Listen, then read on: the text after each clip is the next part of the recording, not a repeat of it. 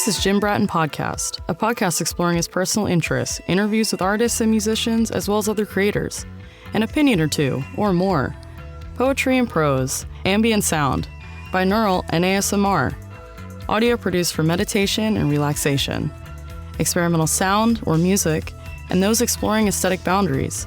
You may enjoy some, or all, or none. Now, here's Jim.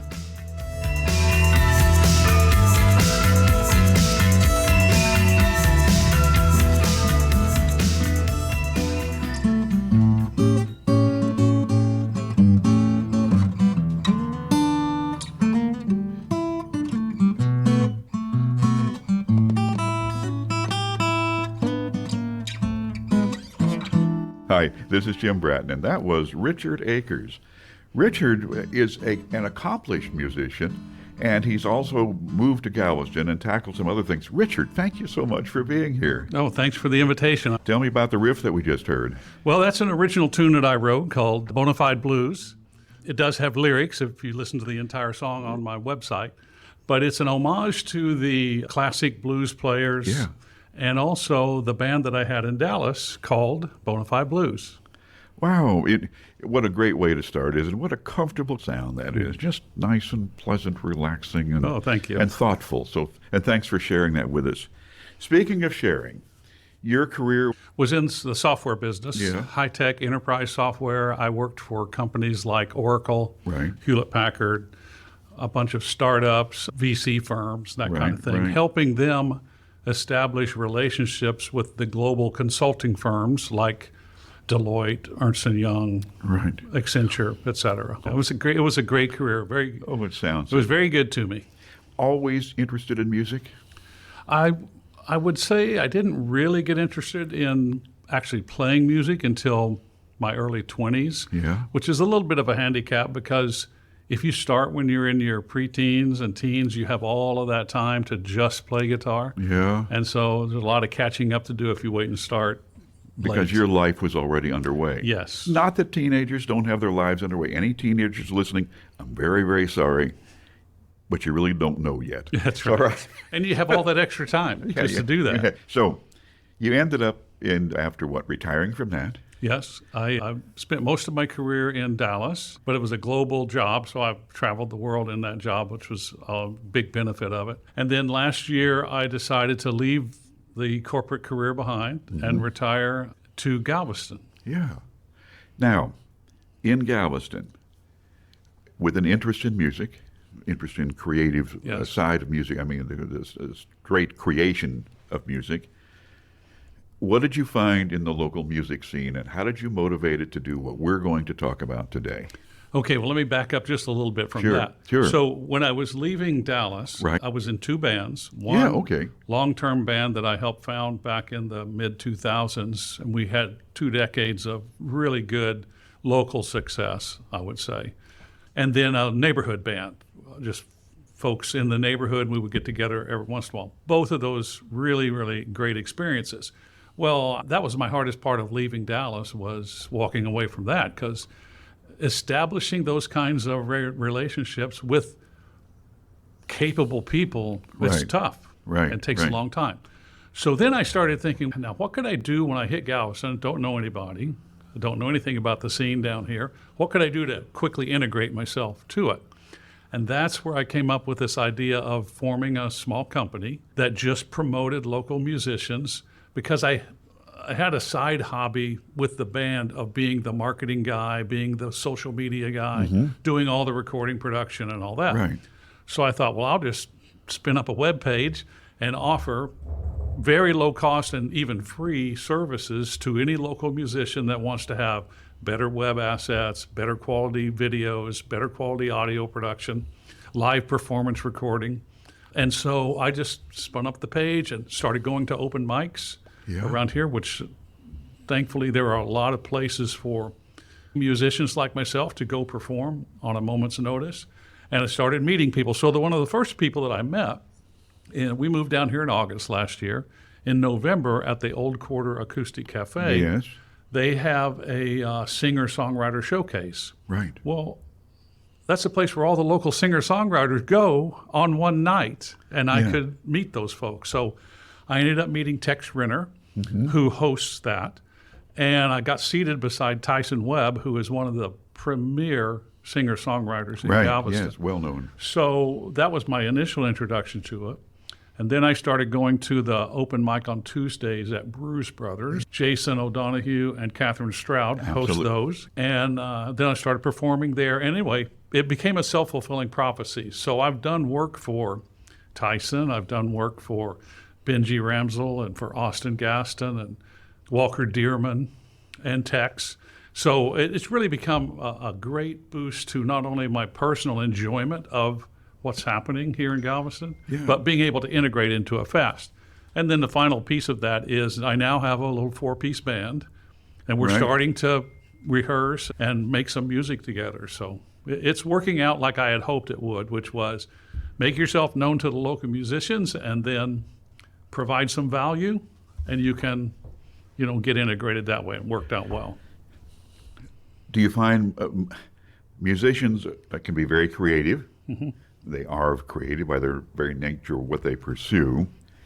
How are they on social media, and how are they on tech usually? Yeah, see, this is the need that I filled, I believe, because what I noticed is the assets that they were putting on Instagram and Facebook were just somebody holding an iPhone at one of their shows, or they might mount the phone on their microphone stand, and then you see just their face the whole Tonsils. time.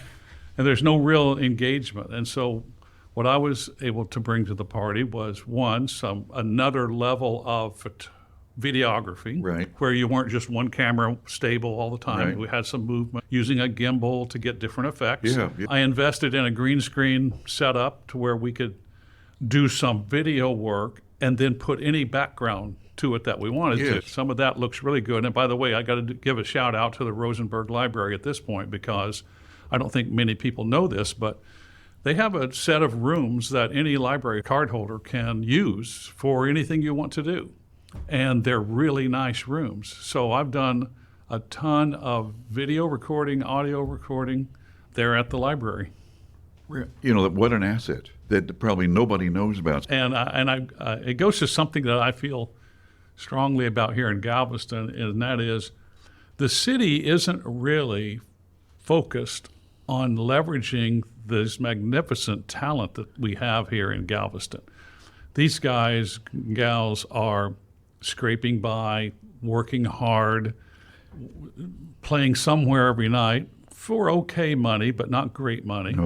And, the high season is really good because of tips and the tourists and all that. But I feel like the city should really showcase that talent somehow, maybe have a annual concert at the Opera House where excellent idea. People come in to see the local talent. People that don't want to go to bars could go see a show. You're exactly right. It's great to have open mic at bars. Not everybody on the island wants to do that. That's right. But a lot of people would go to the Grand. Oh, that's exactly right. And the city could put on something really magnificent.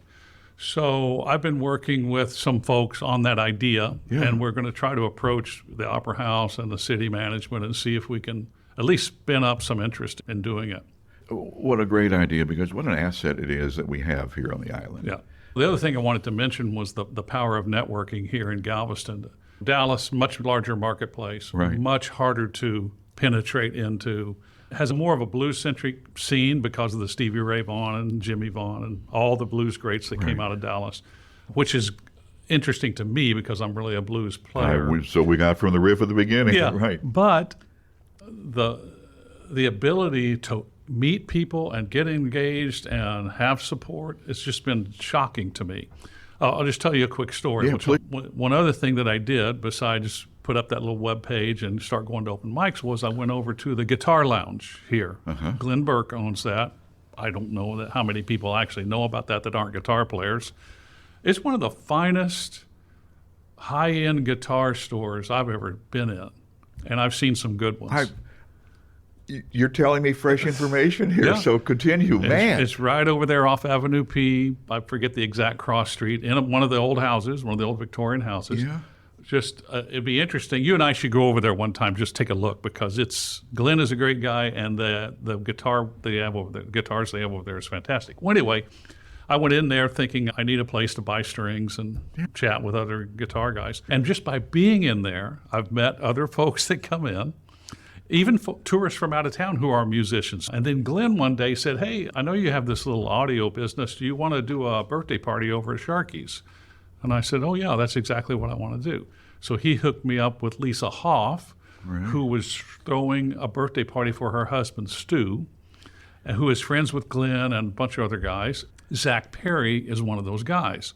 Well, Zach is a world-class musician that travels the world, but he lives in Galveston on the off season. He mainly performs in Europe or across Europe.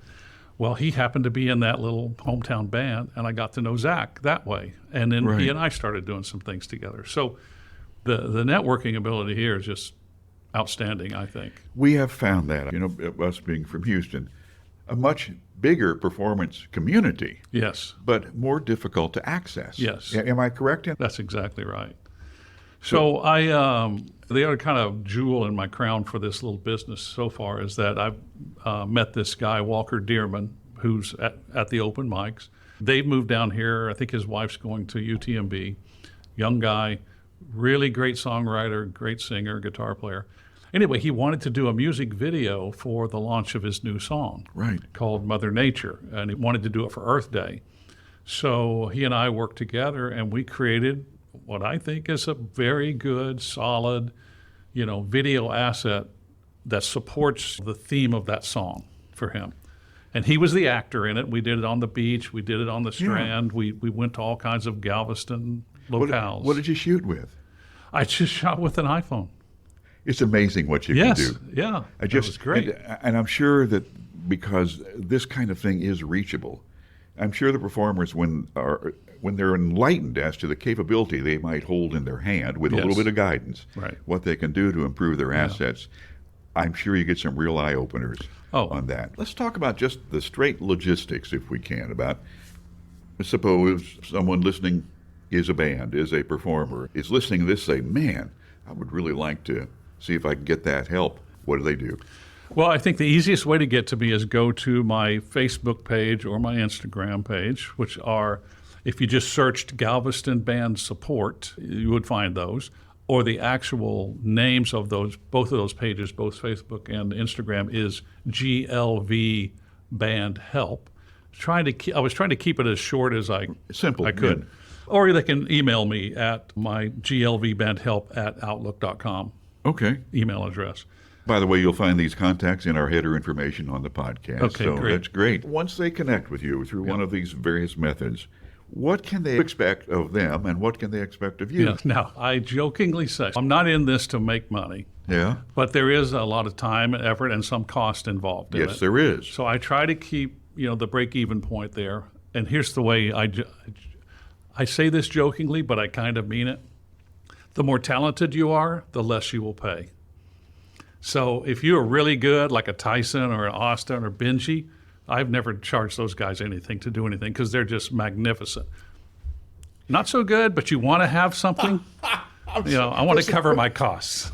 On my Facebook page, there's a lot of work product from the kind of thing I've done for the folks that I've mentioned here today. It's Richard Akers. It's Galveston Band Support. You'll find the information on the header for this podcast. Richard, this has been an intriguing interview. Thank you for joining us. No, thank you, Jim. And this is Jim Bratton. This has been Jim Bratton Podcast. We hope you have enjoyed, been inspired, informed, angered, or otherwise emotionally stimulated. This is your booth announcer, Sierra Sakel.